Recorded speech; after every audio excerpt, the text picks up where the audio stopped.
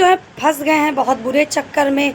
वो अंदर बैठे हुए हैं साड़ी पहन के, और जो अप्पू की माँ की यानी कि मालती जी की जो सहेलियाँ होती हैं मोहल्ले की, वो उनको घेर रखी हैं और वो कह रही हैं कि रक्षा बेटा ये, रक्षा बेटा वो। रक्षा तुम कहाँ रहती हो? गांव में जो है लड़कियों की जल्दी शादी हो जाती है, तुमने क्यों नहीं की?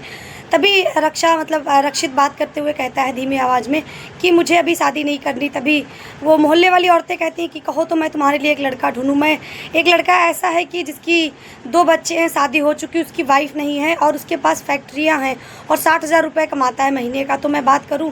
तभी रक्षित जो है मुंडी हिला देता है।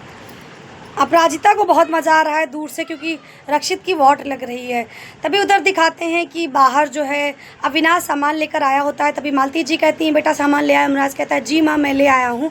तभी झोला देखते हैं, उसमें दिखाई देता है कि धतूरा नहीं। तभी राम गोपाल जी कहते हैं यानी कि अप्पू के पापा, जाओ बेटा धतूरा ले आ जाओ। तब तक रश्मि की माँ आ जाती है। रश्मि की माँ नमस्ते करती। मालती जी कहती मुझे नहीं लग रहा था आप आ जाएंगी, आप आइए, मैं बहुत खुश हूँ। तभी वो कहती हैं जो है रश्मि की माँ अपने मन में कि मैं आई हूँ सिर्फ पूजा के लिए, ये मत समझना कि हमारे रिश्ते पहले जैसे हो जाएंगे। और रश्मि को वो कमरे में बंद करके आई हैं, क्योंकि रश्मि आना चाह रही थी, वो रश्मि को नहीं आने दी और खुद ही आई हैं।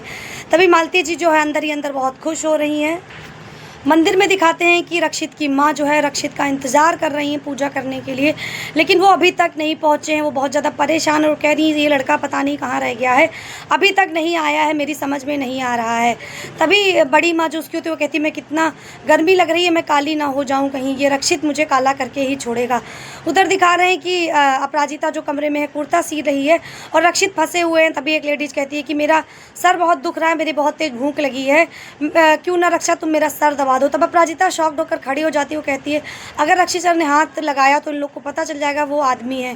तभी वो गला पकड़ने लगते हैं। कहती है गला नहीं, हाँ सर दबाओ। जैसे वो सर दबाने लगते हैं कहते हैं तुम्हारे हाथ तो बहुत टाइट हैं। तभी दूसरी लेडीज़ बोलती है गाँव की औरतें बहुत सारा काम करती हैं, इसलिए उनके हाथ मुलायम नहीं होते हैं, टाइट होते हैं। रक्षित के जान में जान आती है, वो सोचते हैं कि चलो बच गए, अब नहीं फंसे हम। और उधर विवान और आराध्या का अलग ही चल रहा है। रोहन आता है आराध्या के पास और कहता है कि आराध्या तुम जो है मुझे इतना इग्नोर क्यों कर रही हो? तो क्या विवान और आराध्या एक साथ पूजा करेंगे या रोहन और आराध्या करेंगे? ऐसे लेटेस्ट अपडेट के लिए प्रिया की दुनिया को लाइक एंड सब्सक्राइब करना ना भूलें।